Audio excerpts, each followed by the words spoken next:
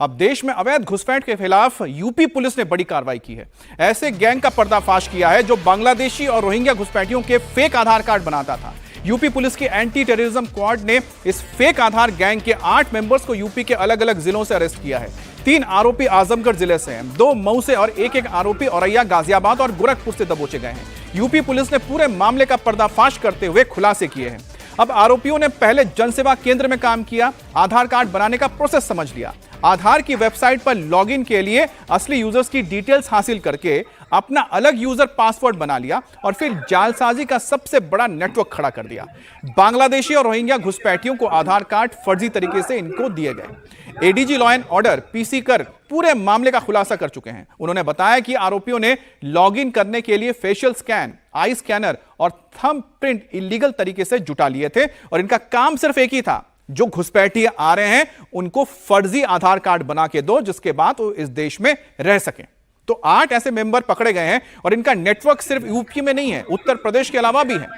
ADG law and order Amitabh Yash ने बताया कि आधार बनाने वाले इस गिरोह ने कई दलाल एक्टिव करके रखे हुए थे जो ऐसे लोगों से कांटेक्ट करते थे जिनके पास आधार के लिए जरूरी डॉक्यूमेंट्स नहीं है या फिर कोई डॉक्यूमेंट ही नहीं है।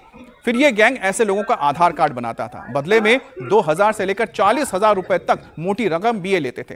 अब तक की जांच में पता चला है कि यह गैंग यूपी के अलावा उत्तराखंड, बंगाल, महाराष्ट्र, हरियाणा, राजस्थान, दिल्ली, एनसीआर में एक्टिव है। वहां रहने वाले घुसपैठियों के लिए आधार कार्ड बनाने का काम करते थे।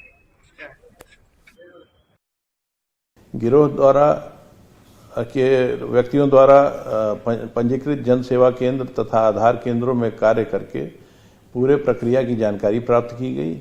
इसके बाद इन्होंने अधिकृत यूजर के ID, password, thumb impression, iris scan करने हेतु आंखों के क्लोजअप फोटोग्राफ अवैध रूप से प्राप्त किए तथा लैपटॉप की मैक बाइंडिंग तथा जीपीएस को बाईपास करने के लिए एप्लीकेशन के माध्यम से विभिन्न प्रदेशों में आधार कार्ड बनाने का कार्य किया।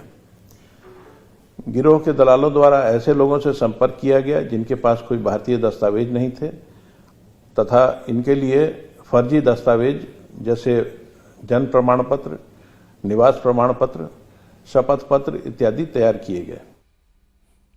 और यूपी एटीएस ने आजमगढ़, मऊ, गोरखपुर, गाजियाबाद और औरैया सहित कई जिलों में छापेमारी कर 8 आरोपियों को दबोचा है। इनमें जो पकड़े उनके नाम बता रहे मोहम्मद नसीम, मोहम्मद शाकिब, विशाल कुमार आजमगढ़ से पकड़े गए हैं। बगल के डिस्ट्रिक्ट मऊ से पकड़े गए हिमांशु राय और मृत्युंजय गुप्ता। इसके अलावा गाजियाबाद से सलमान अंसारी, औरैया का गौरव कुमार गौतम और गोरखपुर का राजीव तिवारी भी पकड़ा गया है। और सभी आरोपियों को एटीएस ने रिमांड में लिया है। अब इनसे पूछताछ की जा रही है क्योंकि इनके लिंक्स आप सोचिए कहां तक फैले हुए हैं।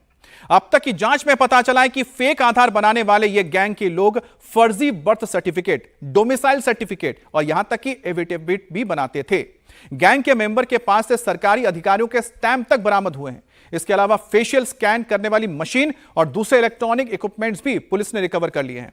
एडीजी अमिताभ यश ने बताया कि आधार ऑथेंटिकेशन का ये जो सिस्टम है उसको वो बाईपास करने के लिए गैंग एक ऐप का इस्तेमाल कर रहा था। अब इसके बारे में भी जानकारी ली जा रही है। हमारे साथ विशाल प्रताप सिंह जुड़ गए हैं। विशाल, एक ऐसा वक्त है जहां पर देश के अंदर जो घुसपैठी हैं उनको बाहर निकालने को लेकर, उनके खिलाफ कार्रवाई को लेकर प्रधानमंत्री तक बोल रहे हैं और यूपी एटीएस के पास या यूपी पुलिस ने एक बड़े रैकेट को पर्दाफाश किया जो इस बात की तस्दीक करता है कि किस तरह से घुसपैठी है फर्जी आधार, फर्जी कार्ड्स, आइडेंटिटी कार्ड्स अपने लिए बनवा रहे हैं।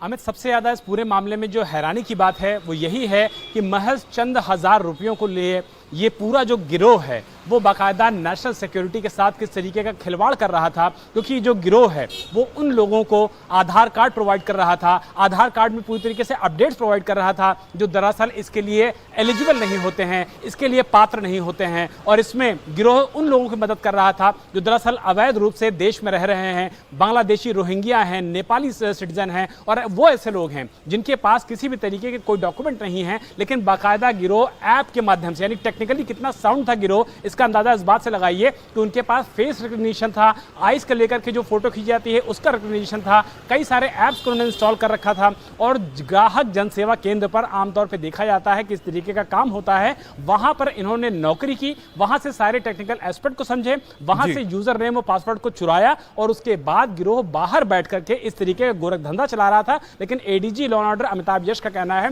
कि अंतरराज्यीय गिरोह है, न सिर्फ उत्तर प्रदेश में बल्कि पश्चिम बंगाल में, दिल्ली एनसीआर में, हरियाणा में और कई सारे राज्यों में ऑपरेट कर रहा था। तो एडीजी की छापेमारी जारी है और यह उम्मीद की जा रही है कि जैसे जैसे इन्वेस्टिगेशन आगे बढ़ेगा, नए और चौंकाने वाले खुलासे सामने आ जाएंगे।